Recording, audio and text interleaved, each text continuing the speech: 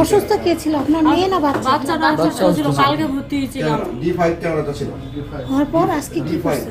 আজকে সকাল থেকে একটা মহিলা আমার মেয়ের বাড়ির ওখানে বলে মহিলাটার আমার মেয়ে বলে নাস্তাও খাইছে নিয়ে যায়, সকাল থেকে ওখানে ছিল, আমাদের দুপুরে ভাতও খাইছে, ইফতারিও একসাথে করছে। ইফতারের পরে আমার বাথরুমে চা আসছে, আমি বাথরুমে গেছি, আমার মেয়েটা বলতেছে মা এই শিশুটা এত বড় একটা বাথরুম নাই, আবার বলতেছে আমি কোথায় যে বাথরুম আমি দেখিনি মা, আমিও যাবো সাথে। মহিলাটা কোলে নিয়েছিল বাচ্চারা, বলতেছে তোরা যা আয় আমি আসি নিয়ে, তখন গ্যাস দিতে যাবো একসাথে। আসে দেখি বাচ্চাটা নাই, 1 ঘন্টা খুঁজছি। এই যে হাসপাতাল থেকে একটি বাচ্চা চুরি হয়ে গেছে এইরকম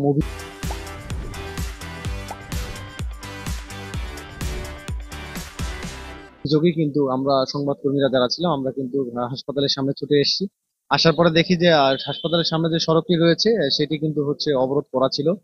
সেটি অবরোধ করেছে স্থানীয়রা এবং যে শিশুটি নিখোঁজ আছে তার পরিবার।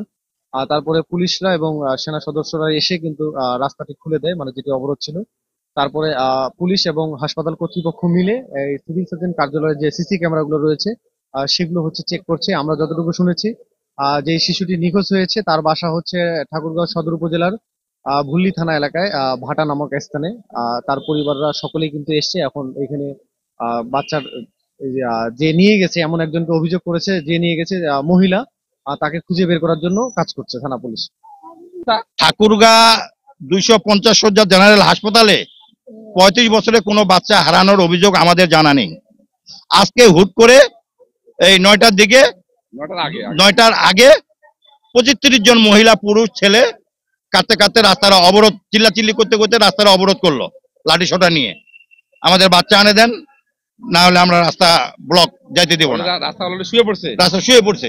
আমরা দৌড়ে আসলাম, ভাই কি হয়েছে? কথা আমাদের বাচ্চা নেই। কোথায় হয়েছে? হারাই গেছে। কাকে দিচ্ছেন? ওখানে একটা মহিলা ছিল, ওই মহিলাটাকে দিয়ে আমরা বাথরুমে গেছিলাম, এখন ওই মহিলাটা নাই, বাচ্চাও নাই।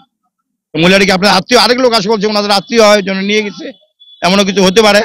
এই তো তারপর বলছে না আমাদের হাসপাতালে বাচ্চা হারাইছে, হাসপাতালে বাচ্চা দরকার। এর মাঝে রাত 8টার দিকে যে অভিযোগটা পাই যে শিশু ওয়ার্ড থেকে একটি বাচ্চা হারানো গিয়েছে আর একজন মাধ্যমে হারানো গিয়েছে, সেটা আমরা অভিযোগ পাওয়ার সঙ্গে সঙ্গেই আমরা আমাদের যে হাসপাতালের দায়িত্বপ্রাপ্ত ডিএসপি কর্মকর্তা আছে এবং থানায় আমরা থানা অবহিত করি। সাথে সাথে পুলিশ প্রশাসনকে বা সবাইকে অবহিত করা হয়। আমরা তারা এসছে, তারা ঘটনাস্থল তদন্ত করছে, সিসি ক্যামেরা ফুটেজ বিশ্লেষণ করছে। এর পরবর্তীতে মানে আইনগতভাবে যেটা ব্যবস্থা হয় তারা সেটা নেবেন।